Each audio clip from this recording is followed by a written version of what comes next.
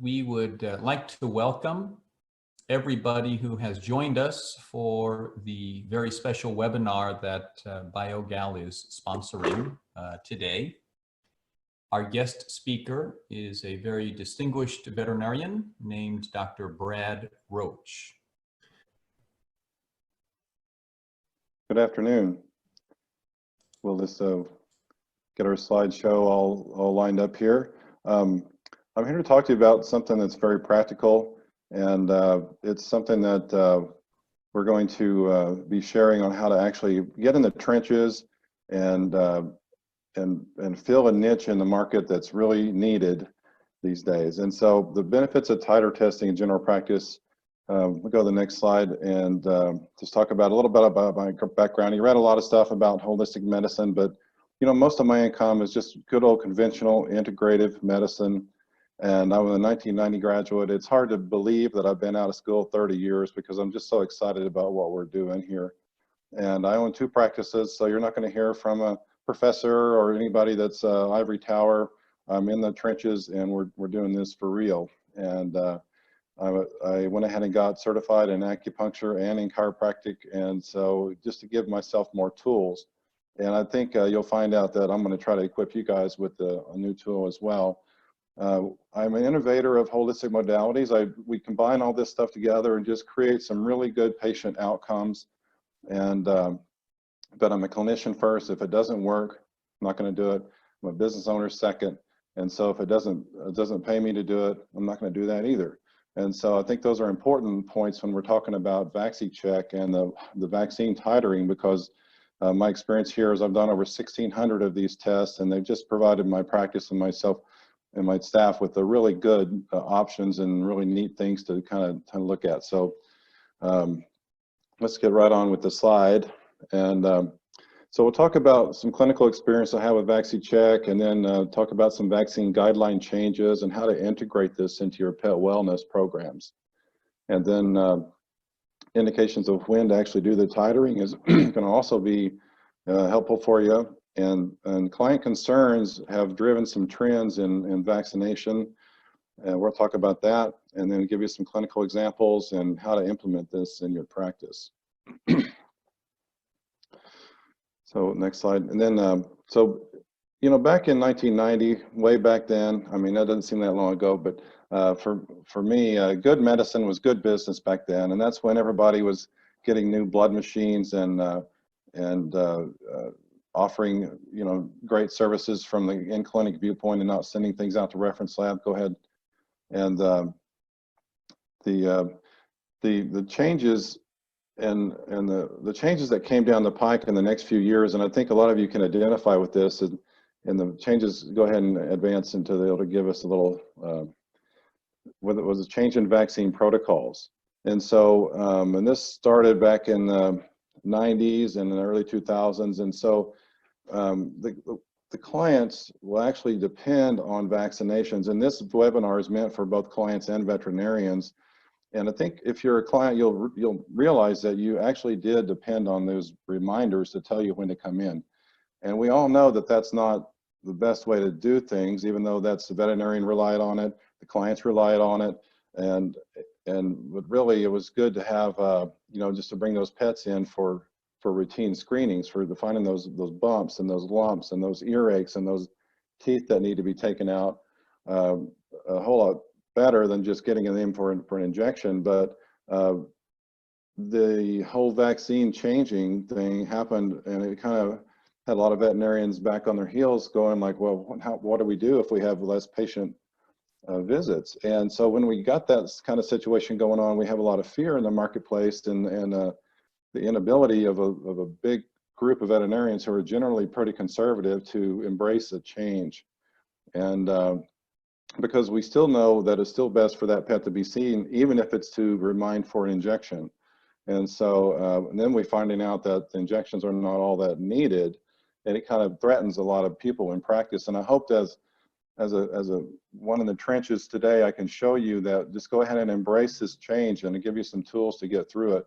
And all it takes is some training of your staff, and the cost controls are going to be great for you to embrace this. You're not going to have to buy any lab equipment or anything like that.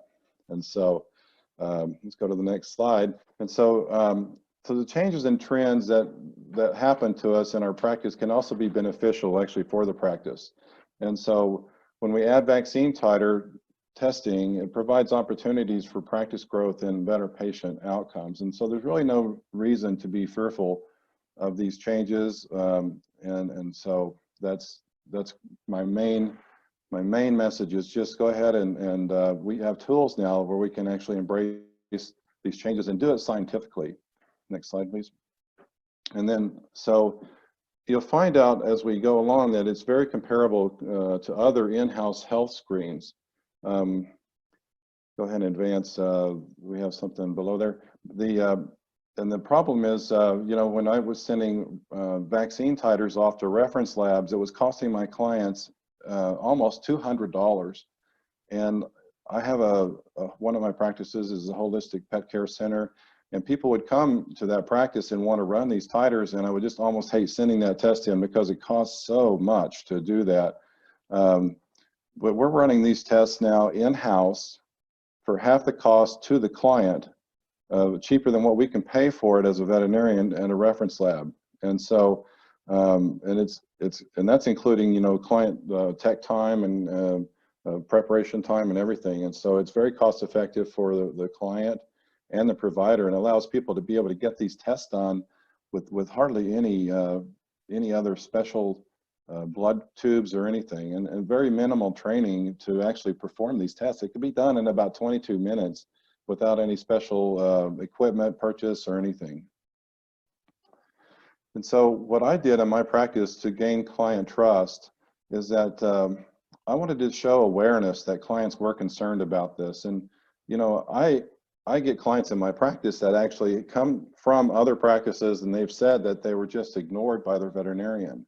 And please don't do that, because these clients are really concerned about that. You're not going to change their mind by telling them that it's not true, because they have experiences that you don't have. And so to really validate client concerns about vaccines is going to help you gain their trust. And it also allows you to provide best options for each pet, because not everyone is the same. You know as well as I do as a veterinarian, you have this little house dog that comes in, never goes anywhere, never goes camping, never goes to the grooming shop. Those animals don't need a lot of vaccination or even a lot of protection. But then you have the dog that goes camping and goes to different areas of the country, and they're all over the place, and they're going to shows. And that particular patient is going to need to know for sure if they're protected, and also have vaccines to the hilt. And so in the process of gaining the client's trust, also, when I remind people for their vaccines, I actually remind to come in to see if it's a vaccine year. If it's not really time to vaccinate their animals, I still get the annual exam done, the heartworm test, and everything else I need to get done.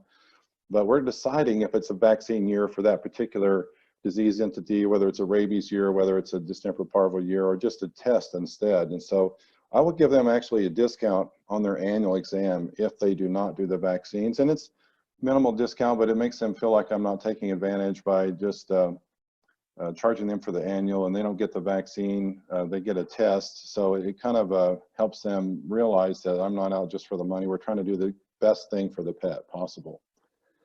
And then there are a few occasions where we find out that the vaccines are actually needed. And we run that test, and the test is low, and then I'm going to do that for free on these patients. And the idea there is that there's not going to be double jeopardy on the money. If you need to have the vaccine done, I'm doing it for free. And it just helps seal the deal to say, hey, you know, we're actually going to do what's best for your pet. We don't even, money aside from anything, we're not going to make you pay for the test and the vaccine. Now, some veterinarians will say, you know, this is not the veterinarian's fault that the animal needs to be revaccinated. So you can make your own decisions in practice if you want to charge for that or not. But I think it helps gain the trust, and they're not going to need to worry about that. One more note on that. We can stay on this slide, but when I'm going to revaccinate an animal, I actually put them on supplements and things like that to help their immune system try to respond better to what we're doing, because sometimes it takes several weeks of just getting their immune system up to a better point to react to a vaccine.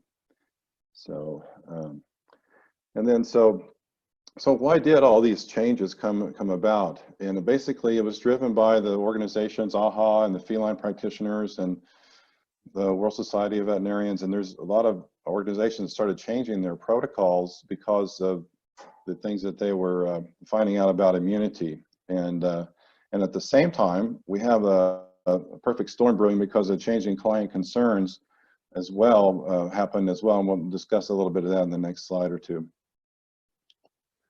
This article from VPN sort of described, you know, why this 3-year change started happening and how everything started shifting. And we'll take a few quotes from that in the next slide or two. Professor Ford was, he's very active in this field, and if you want to get a really good scientific presentation, it's on YouTube, and you can get the address from the Biogal guys here when we get done. But that's a really nice immunology lecture about that.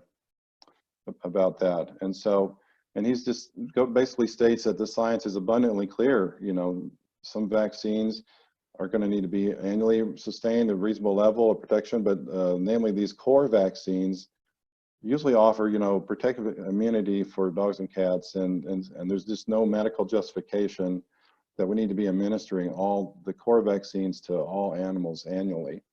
And so that was a pretty clear quote from that VPN article from Professor Ford. But like I said, he put together a really nice, a very technical piece earlier this year and or at the end of last year, and it really should go to YouTube and watch that because it's really neat. Okay, next slide. And then, so we'll just talk a little bit about the core vaccines. These are the vaccines that are required by every dog in order to protect them from life-threatening illnesses and things like that are prevalent throughout the world. And there are some clients that are watching, and not just veterinarians, so I'll just take a few minutes to diverge a little bit and talk about there is a difference between core and non-core vaccines. And so usually when you finish up the puppy series and go to the 12-month booster, and then every 3 years is sort of the definition on what to do with the core diseases these days, and you know, the parvo, distemper, things like that. And then the non-core vaccines are going to be required by animals whose geographical location or their lifestyle puts them at risk for other things like Lyme disease and things like that. So in my area, we have no Lyme. We're not going to vaccinate for that or consider it core. I think California just changed their core vaccine list to include leptospirosis. In my practice, we don't see a lot of that, and so we don't usually try to vaccinate for that. But a lot of people in Texas and other places like that consider it part of their core. So just it does depend on geographics here, and so if your client kind of confused about that, you just need to ask your veterinarian about what's core, what's non-core, and that kind of thing. Okay. And then so that's a little bit about that. And then the vaccine concerns started, we'll go next slide, when this article came out. It was about when I first started hearing a lot about the vaccine problems in clients' minds, and it was done in 1998 by Dr. Wakefield.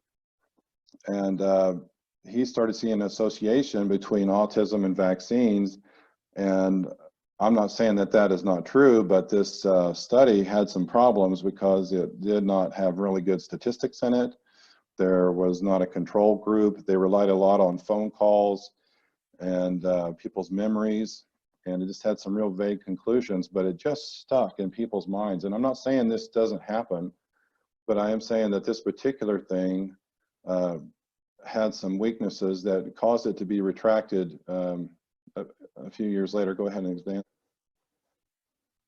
So there is a link between vaccine and autoimmune issues. I'm sure of it, because every time we vaccinate, we do upregulate the immune system in some ways, and everyone knows it, but we don't want to talk, and sometimes it doesn't even show up, but we tend to vaccinate animals until they're very old, like 18, 19, 20 years old. They don't have vaccines anymore, guys.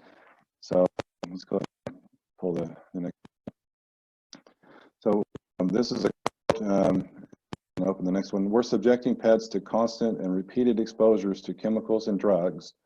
As a quote from Dr. Dodds, and Jean Dodds is in California, and she believes that vaccines are not clean, pure products. She says they contain remnants of tissue cultures and other chemicals. Dr. Dodds believes these are toxic tissue cultures being injected into animals. And there's a few intranasal vaccines, but most are injected. And that was in that one paper from VPN in 2015. So my point is not to get everybody worked up about this. I'm just saying there are plenty of there's plenty of research out there to show that we should not be just doing it as an indiscriminate act of arbitrary, yearly things, and that we really need to consider whether the vaccines are actually needed. And by offering this test, it totally allows a veterinarian to have options and not just be kind of locked into that paradigm. The next slide. And then, so for an example, this is Christina. This cat is 25 years old. I mean, I used to see cats and dogs this old back in the 90s, but it seems like I'm not seeing that many of them anymore. And she had claimed that her children had been vaccine injured. And it took her years and a very long journey, nutrition and just good health care to get her kids back. And she wasn't about to let me vaccinate this really old cat.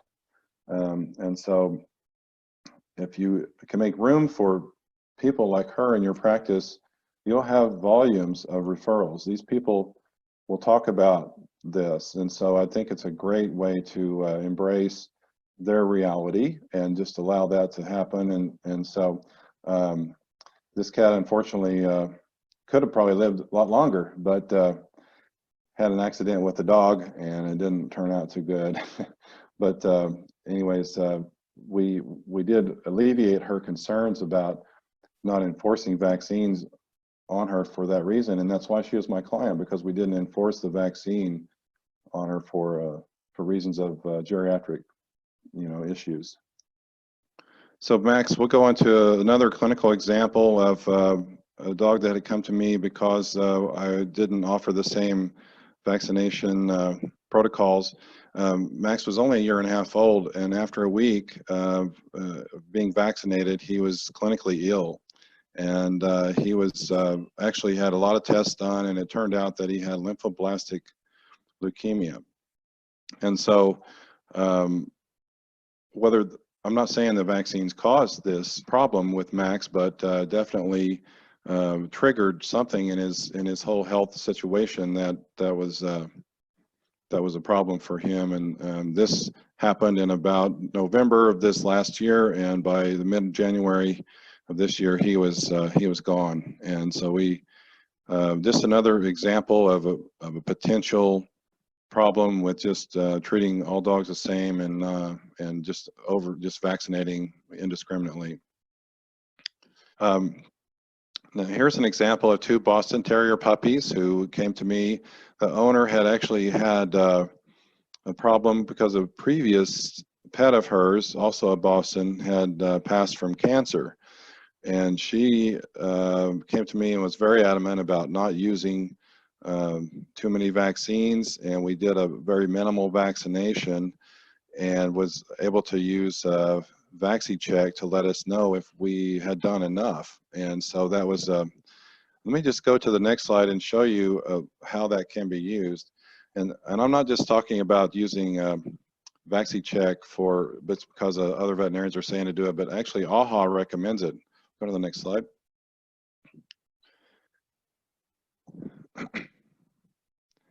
So next slide, please. Right, there we go. So this is sort of an algorithm of how we do our puppy titer testing after the initial vaccination.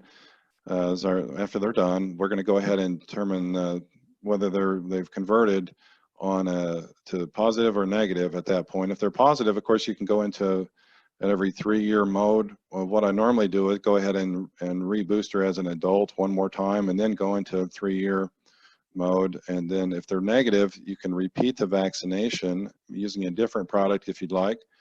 And like I said before, you can also offer supplements or other things that might help you.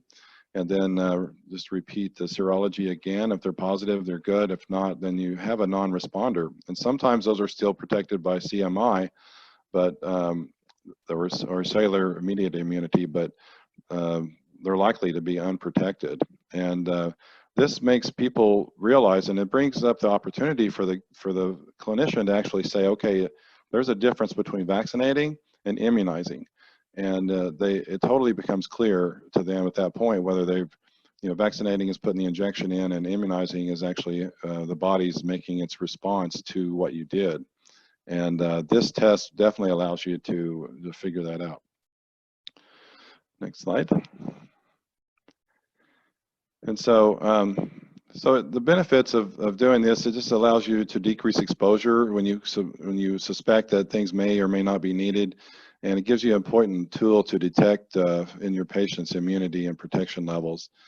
And let's talk about when titer testing is an option based on, even the next slide would be based on the AHA and WSAVA vaccination guidelines. They actually mention to do these tests. And like we said before, it's great for determining when a puppy or kitten has responded to vaccines.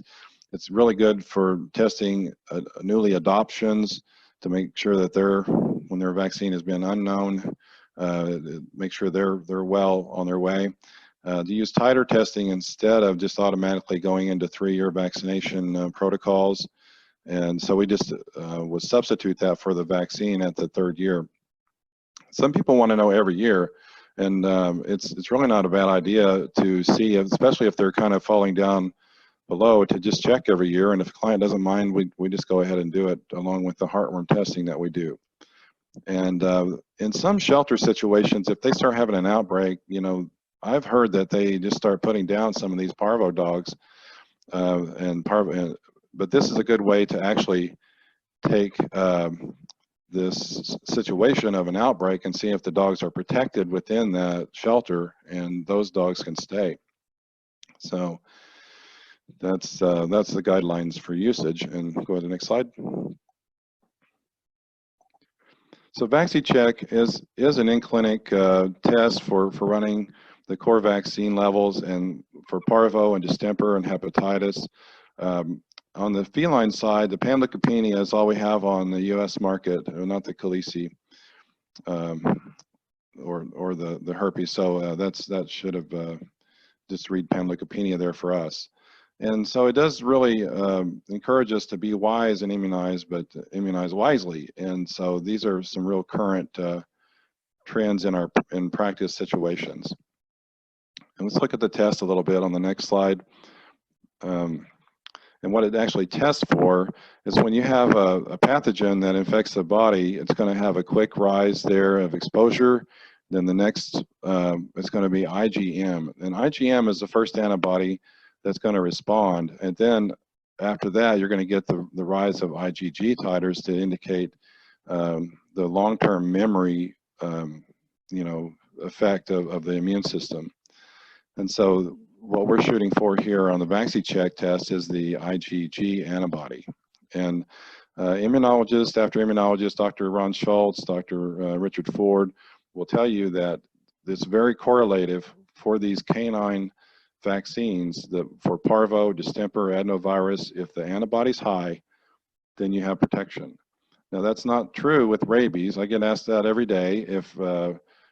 Why can't we just check for rabies? Well, first of all, it's in most of our states' laws that we have to have at least a 3-year done for that. And secondly, there is more to rabies than just IgG antibody protection. And they have actually challenged dogs with rabies that have been vaccinated twice before, and they've come down with rabies. If they have high antibodies, they can still come down with the rabies virus. So there's more to it than just the antibody. Next slide.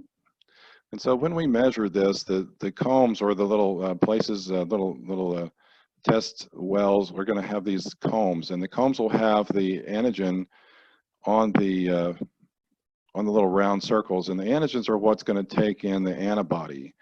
And the ELISA testing will put the conjugate into that solution and then wash it away, and so you get a very quantitative result. So just wanted you to realize that we're measuring color here and through the ELISA system, and it's really nice to know. It's real easy to read the results. Next slide. And so when I do these testings, I just do them as a batch, because you take a test for a heartworm test and you put it in your EDTA tubes. That's the same blood sample that we're going to use for the Vaccicheck. And the test kit is to the right, and it looks kind of like this. You're just going to advance the comb through those wells with certain timed intervals, and it's simple to run. It takes about 22 or 25 minutes, something like that. And it's you don't have to have you do need to wait till this little developing plate warms up a little bit, but there's really no issues with equipment or anything like that at this point, and it's really nice test to run. Any technician can do it. Now, when we batch them, sometimes we're running 8, 9, 10 of these at a time, and then we just send the client a little letter that says that they tested well for these 3 diseases, and it gives them numbers. And I tell people, you're going to get an exact number from 1 to 6 on what your antibody level is, and we can talk about it after that. If you need me to call a grooming place or a boarding kennel, I can always call them for you and tell them it's the new way. This is the way we're doing it. We're measuring immunity to these diseases instead of over-vaccinating. Next slide. And so this is a little bit more about how you can actually do it by putting the blood in the front row and then just moving the comb through the wells. It's very simple to run, and then you just measure the color, compare it to a chart, and next slide, come up with some results. Now, we call this semi-quantitatively by just comparing it to a scale. In the future, I think there's some neat things coming out as far as being able to use a little camera to read some of these for more exact comparisons to the numbers. And about the results on the next slide, we'll talk about that. Like I said, you're going to get a 1 to 6 number, and that's going to be anything above a 3. I consider protected. If they're 0 to a 2, I'm going to revaccinate those animals. And I know some people say that they're protected if they engage at all and have a 1 or a 2. Realize that, but I'm not going to ignore my results. And if I'm calling them a weak positive, I'm going to go ahead and revaccinate those animals to get their antibody back up. So now I will say at this point, I first started using this test to determine whether I need to vaccinate an animal or not. I did not realize I would find so many non-responders or low. We have patients that are the little poodles that are going to grooming places and going to boarding kennels that are totally unprotected for parvo or totally unprotected for distemper. And I did not really expect that, but we're finding that whole population of dogs out there. I'm not saying it's a whole lot, but probably, I don't know, maybe 3 or 4 out of 100 are going to be really, really low. And so, anyways, next slide. So we can also use the guidelines from AHA to help us with our internal marketing campaigns. And we'll go on to the next one, and we'll just flip through these. Again, we've already mentioned them once. The first one is, when you've done with your vaccines and you've got that initial set of vaccines done, go ahead and test them at 6 months. And then when you're trying to assess the immunity of a prior vaccine history and they're due for a booster, that's a really good time to go ahead and offer that. And then the next one. So to assess whether the pets, if there's their unknown history and you don't really know if they've been vaccinated at all, this is a good time to check it out, like from a shelter. And next. And the pre-breeding assessment of immunity is important, I think, too, because sometimes, these guys these dogs are being bred and they're not actually protected, and they're not going to have a lot of antibody to pass on to their puppies. And so if I have a breeding situation, I'm going to recommend, if you want me to check for vaccine, for the ability of your mama dog to pass on antibodies to those babies, let's go ahead and test. And we have a high number of those people that'll go ahead and say yes. And then 2 more, let's see. To identify whether you've got a non-responder or not, like I said, I've already mentioned this once a little bit about finding those dogs kind of surprising every once in a while that they will come up as a non-responder. And those dogs we just have to keep totally sequestered basically from any type of grooming or other animal exposure. And lastly, the assessment of the shelter house dogs to see if they're safe enough to stay there. And I know a lot of shelters may not be able to afford this, but you'd be surprised, you know, how it might help some shelters to manage their populations of animals by knowing whether they're protected for these core diseases. Okay, next. So let me just run through a little bit about marketing. It's always a challenge in a veterinary practice to market things, and I found a magazine that kind of worked for my practice, and we'll show the next couple slides and just talk about. We have this one called Natural Awakenings that I was featured on, and I was able to actually put a plug in about the vaccine situation on the next slide. And basically, we just said, you know, this is a new option, a vaccine measurement with the use of titers and in-house blood tests made by Vaccicheck to measure the antibodies for parvo, distemper, hepatitis, and feline panleukopenia. So I firmly believe this is a new standard of preventative medicine. There's no reason to over-vaccinate older pets as they age. The test can also measure effectiveness of puppies. So we've already mentioned all this, but clients are really, you'll be surprised how relieved people are to know that this option is out there. And I think you're going to find that if you get a reputation in your practice for doing what's needed, and they will be relieved to know that they don't have to overdo this. And the next slide is just an example of an advertisement that we were able to put out there about Titers, and just offering a little bit of a discount to try to get people to come in. And so going back a couple slides, we'll go back to that other, the list about the different things. There we go. So social media is one of the things that have been used before, and I've heard you could actually say if you like us and you say that your pet was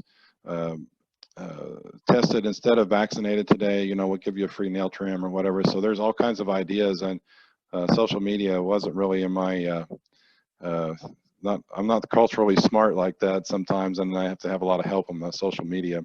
And some of y'all out there could really probably put together a neat program on that. And the reminder cards that we send out, we send the postcards out. Just have to make sure that the reminder for this particular service will satisfy the reminder that was sent for a vaccine booster. Because if you don't put in there that this satisfies that thing, then they're going to get a vaccine test 1 month, and the next month get another reminder for not having done their vaccine yet. And so just have to have your IT guys or whoever's managing your computer system to make sure that part of it works. And just, I'm encouraging people that are listening to this webinar to be a little bit proactive, and don't wait till the clients find out about this online and come to you and asking you if you'll do it, and then kind of being back on your heels like, well, I didn't know that could be done. It just makes you look like you're on top of things and you're validating their concerns. And there again, just keep your reminders updated. And another idea, the last thing I have here is about signage, and you can be real creative with signage. So worried about shots, you know, we can test. And just use a little funny thing. I have more people follow this sign than I have people that use my digital sign at another practice. And we get more comments about the funny things we put up on this sign than about practically anything I've used before for outdoor signage. So, okay. Dr. Roach, you have given a great presentation. And you've actually generated a tremendous number of questions. So let's go ahead and start with them. The first question might be a little tricky here. How do you deal with state or city regulations that mandate vaccinations? The only state or city vaccinations that can be mandated usually relate to rabies. I don't know of any city or state that has a mandate for distemper parvo or any of the other core vaccinations. Because of the public health risk of rabies, that's where that has come from. And we just have to follow whatever those regulations are. And some of my clients tell me just flat out, no, I'm not going to do it. And I said, well, that's on you. At least I've told you what you need to do as a veterinarian. And if they have concerns about that, they can take it up with those entities. But I don't go to bat for them against the state. I don't write any letters to exempt them because it just won't work very well. I wish there was exemptions for dogs with cancers and seizures and things like that, but we're not in that day and time yet. Dr. Dodds is very involved in a rabies challenge study where they actually vaccinated dogs twice for rabies about 10 years ago, and they challenge them every year with rabies virus, and they're still not dying. I mean, they're living through these trials every year. So I think there's a lot of research and a lot of push right now to change the rabies laws, but I don't think that's going to happen in my practice career, but it might in some of you young guys. Great, thank you. We have Mercedes, who's asking if a pet parent is not familiar with vaccine titer testing, do you offer to educate them about this option? Yes, that's a good question. We try to educate them starting with the phone call, and I think with any good service that you offer, a lot of times they have to hear it multiple times. So if they hear from a receptionist about there are options in vaccination, but I'll let the doctor discuss that with you, and it gets them thinking about, wow, I've got options. And then as they come in, the technician's going to mention, well, let's decide if it's going to be a vaccine year or not. And if it is a vaccine year, then we go ahead and do it. If it's not, then we can test, and it may wind up being a vaccine year anyways based on the test, but let's find out and not just leave it up to chance. And so and usually just by telling them, well, let's just test and make sure that it's the dog is protected.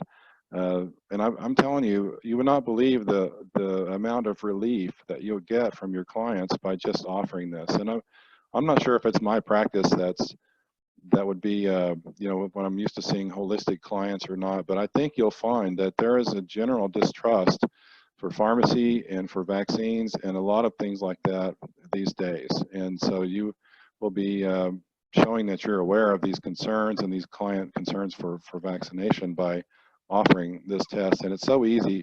You can actually do it, individually if you want to. You can just take one of those little combs and run it right through.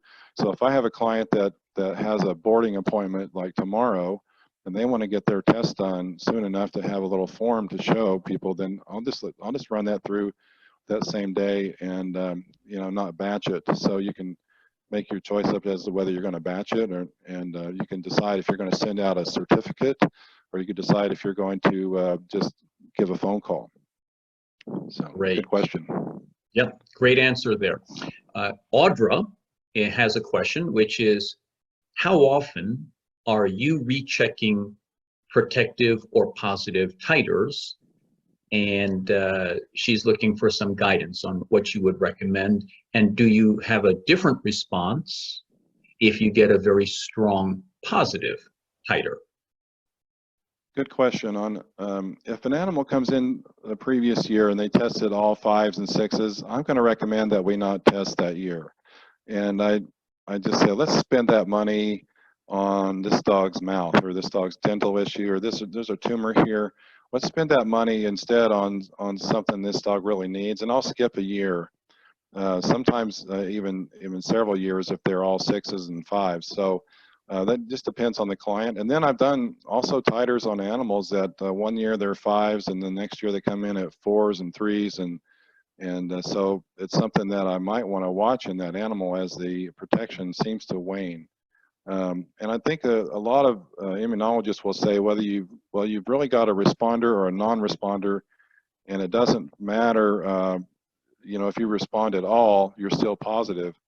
And to that, I would say some of these diseases require a fast antibody response to fight them off, because when you have a really short incubation period of parvo or something like that, you're going to have to have a really fast antibody response rate.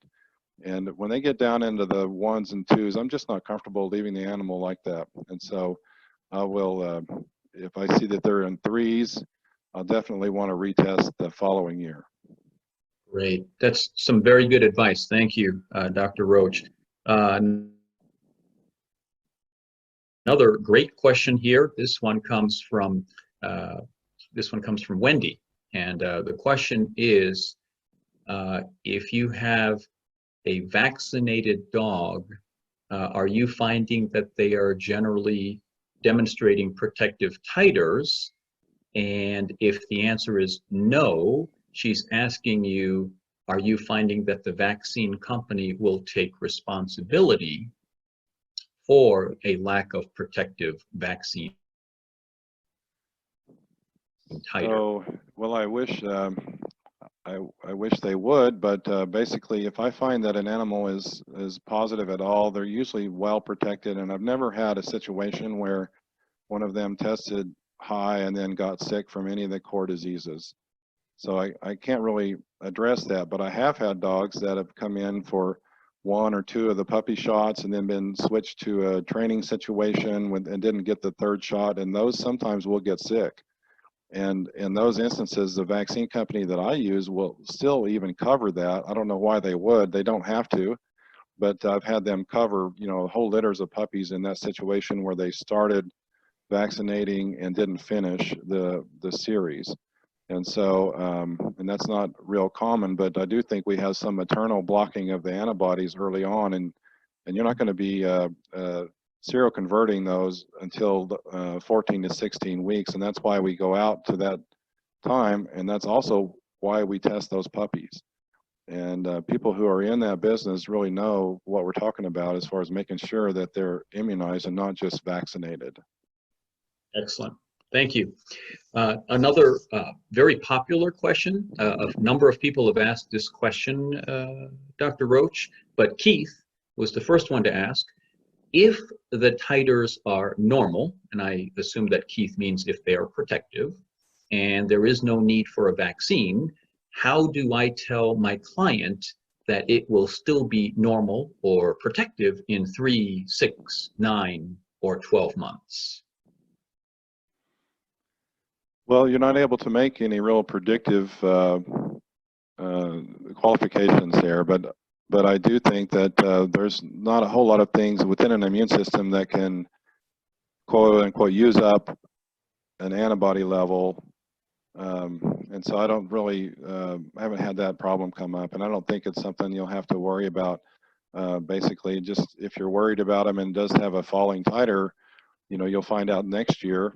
And if they've got, like I said, all 5s and 6s, I'm not going to worry too much about even doing it the next year, but I will make a note in the chart to run the test the following year. And so it's just something that I'm going to keep in mind. Now, the AHA guidelines, and they're going to recommend triennial boosters or testing. And so for me, when I'm seeing them get down into 3s, I just don't like to see them drop down into the low range. Great. We had several people, specifically Zoran, Dawn, and Keith, ask about the cost of the test. And I realized that because this is an international presentation, there may be some different cost structure.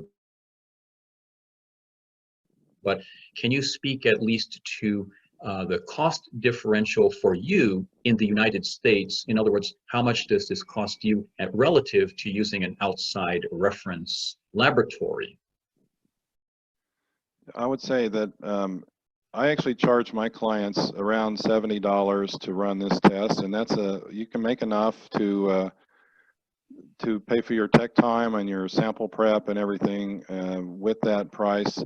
And if I were to send it out to external laboratory, my actual cost to measure all 3 diseases, well, I think was like 160 on one test from IDEX.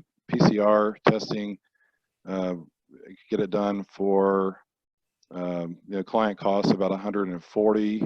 So about 140, $150 is what you can get a parvo and distemper run. You don't get adenovirus with that. And so you're going to have to charge a client $140 or $150 to send these tests out. And the results that we're getting with this in-house test is way simpler, way cheaper, and provides enough profit for the practice to not do those vaccines. And that's where we have to look out for practice health and actually you have to look out for the patient health too, but the practice health is important because you're not going to be there to offer services when the animal gets sick if you can't maintain the practice health as well. So believe me, you can offer the price now in New York. You might have to charge $95 for this test and you'll still come out okay. But the test kits, I think it just depends because it's hard to answer the question because different distributors now carry this test and we don't have to order it from home office anywhere. So, that's one selling point that I've used on this test, that there's enough R&D that's gone into this that they've made an in-house kit. And that has a lot of validity to be able to test in-house. That just proves to me that the R&D has been well done.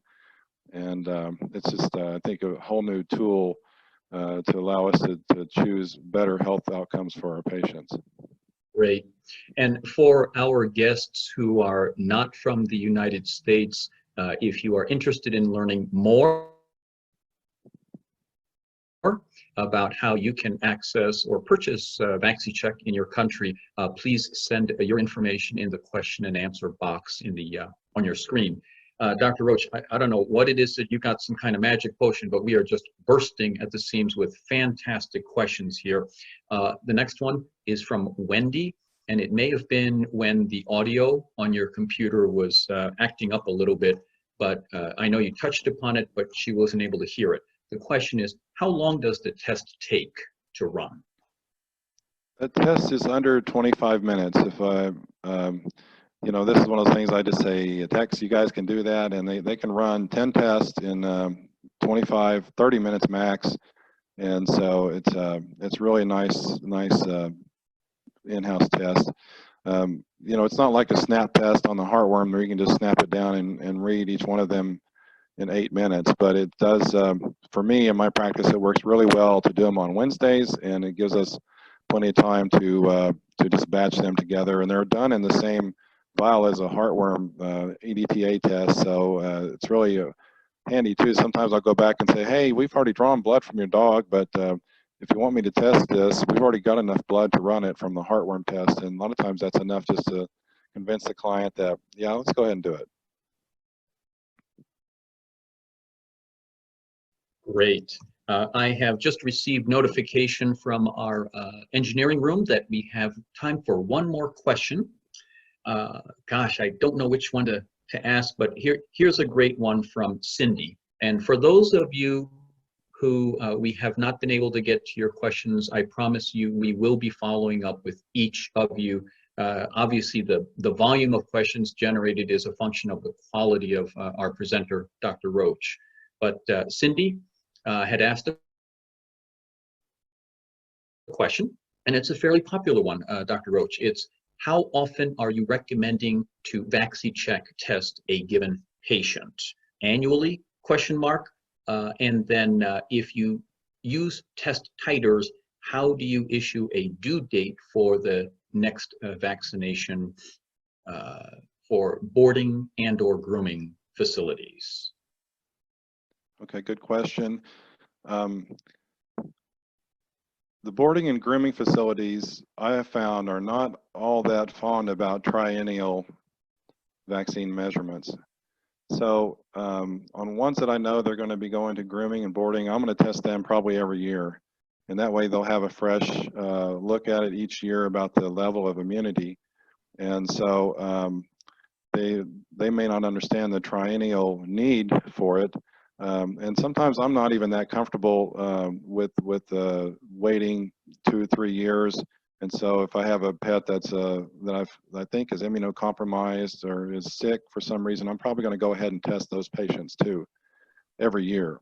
And I think the cost of the vaccine or the Vaccicheck is such a minimal thing compared to what it used to be, that it doesn't hurt to go ahead and do it every single year. And like I said, when we've done that before, sometimes we find these falling titers over time, and it's real interesting to kind of watch them. Yeah, and in fact, Dr. Roach, up here in the New York City metropolitan area, the veterinarians who are using Vaccicheck are very comfortable in using this annually because they just don't want to take any chances. So I think they would concur with what you had to say. Yep. All right. Well, folks, this has just been a wonderful webinar. We at Biogal are so grateful to Dr. Roach for being a great lecturer who dispensed some truly valuable clinical information. We hope that all of you will be able to take these pearls of wisdom and be able to apply them in your practice. You're welcome. I would also mention that one more time, if it's not too late, Dr. Richard Ford has a really great YouTube video, one of these that's done before. And if you're a practitioner, but you're not the decision maker in your clinic, I think this will help them make that decision and start to kind of piece together the scientific part of what we're doing here. My main goal is to let you know in the trenches, in the clinical setting, this really does work monetarily, and it works for the patient's outcome. And so I'm just glad that I was able to share my passion with you guys, and I hope to, I'll be glad to answer questions too. And so just let me know.